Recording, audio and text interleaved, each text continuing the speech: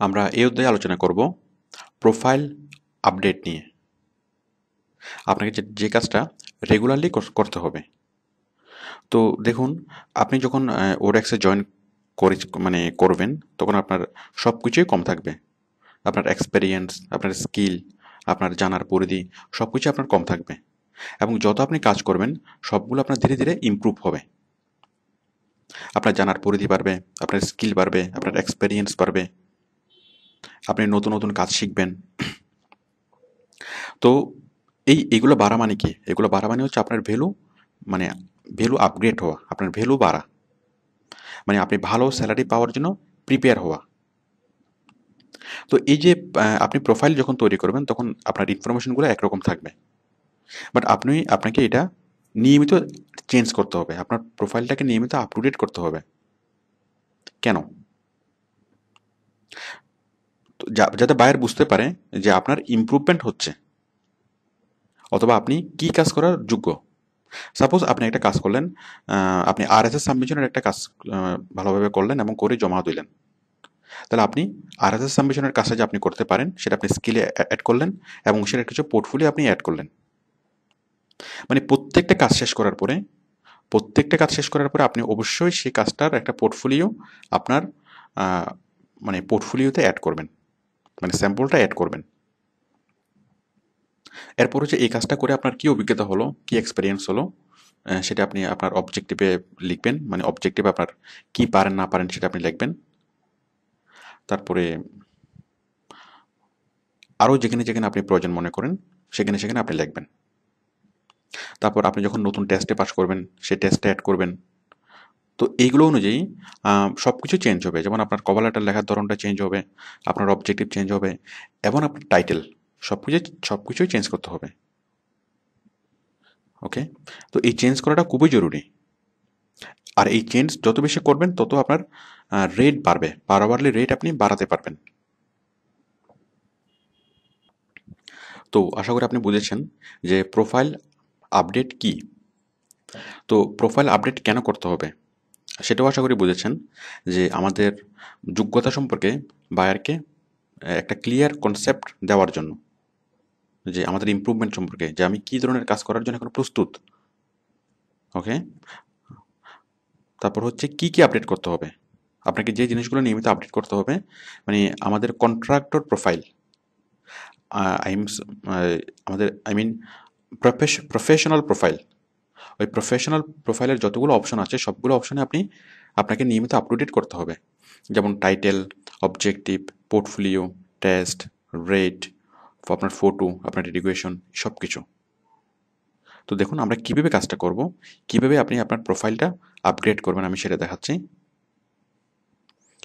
আপনি profile upgrade করার জন্য আপনি যেমন ফাইন্ড ওয়ার্ক থেকে যাবেন প্রোফাইল।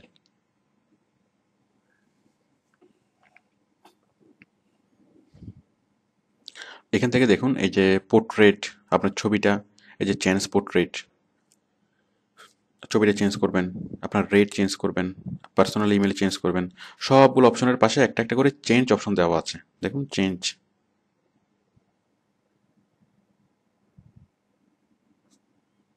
তারপরে এই যে এখানে দেওয়া আছে এডিট মাই পাবলিক প্রোফাইল, এই যে এডিট।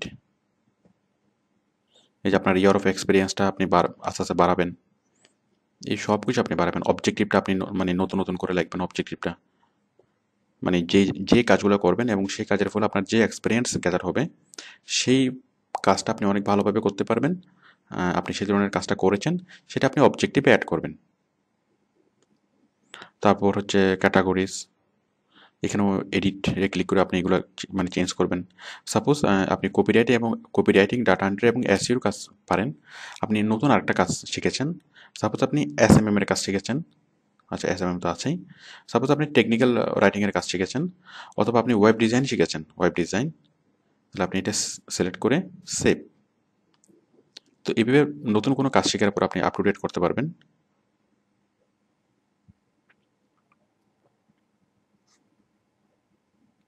এরপর সব কিছু।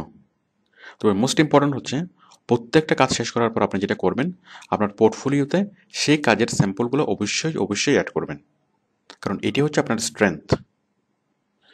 এটি হচ্ছে আপনার ভালো কাজ পাওয়ার ভিত্তি। এখানে অ্যাড করবেন। আমি এই পোর্টফোলিও কীভাবে অ্যাড করবেন সেটা আগে অনেক বিস্তারিতভাবে দেখিয়েছি। তারপর হচ্ছে এডুকেশন। আপনি সাপোজ নতুন কোনো ডিপ্লোমা কোর্স করেছেন অথবা মানে কম্পিউটারের উপর কোনো কোর্স করেছেন, আপনি সেটা অ্যাড করতে পারেন। তাছাড়া আপনি আমাদের এই যে আউটসোর্সিং কোর্সের যে বিষয়টা সেটা অবশ্যই অ্যাড করবেন। তাছাড়া আমরা আপনাদেরকে যে সার্টিফিকেট, আমাদের যে সার্টিফিকেট, সেই সার্টিফিকেটটা আপনি অ্যাড করবেন যে আপনি 6 মাসের একটা ডিপ্লোমা কোর্স করেছেন স্পেশালি অফ পেজ এসির উপরে। তো এটি অ্যাড করলে আপনার কাজ পাওয়ার সম্ভাবনা অনেক বেড়ে যাবে, আপনি ভালো রেটে কাজ পাবেন। আর তাছাড়া আপনি এটাও বলবেন যে আমি যত বড় প্রবলেমের সম্মুখীন হই না কেন, আমার ইনস্টিটিউট সবসময় আমার পাশে আছে এবং যে কোনো সময় আমাকে প্রবলেম হেল্প করবে। তো বায়ার যখন আশ্বস্ত হবে যে প্রবলেম হলে সে আমাকে বিরক্ত করবে না, সে তার ইনস্টিটিউট থেকে সেটা সলভ করিয়ে নিতে পারবে, তখন আপনার উপর ডিপেন্ডেন্সি, মানে আপনার উপর সে অনেক বেশি ডিপেন্ড করতে পারবে, আপনার ডিপেন্ডেন্সি বেড়ে যাবে। তো বুঝতেই পারছেন। আর তাছাড়া টেস্ট, তো টেস্টে যদি আপনি যে কোনো টেস্টে পাস করলেই আপনি এখান থেকে অ্যাড করবেন। এই যে এখানে গিয়ে আপনি অ্যাডে ক্লিক করে আপনার টেস্টগুলোতে অ্যাড করবেন। তারপর আদার এক্সপিরিয়েন্স এগুলোতে অ্যাড করবেনই। তাহলে বুঝতেই পারছেন এটাকে আপনাকে নিয়মিত চেঞ্জ করতেই হবে। তাহলে কখন চেঞ্জ করবেন? প্রত্যেকটা কাজ করার পরে, প্রত্যেকটা কাজ শেষে, প্রত্যেকটা কাজের শেষে চেঞ্জ করবেন। আর রেগুলারলি প্রতি মাসে আপনি একবার করে চেঞ্জ করবেন।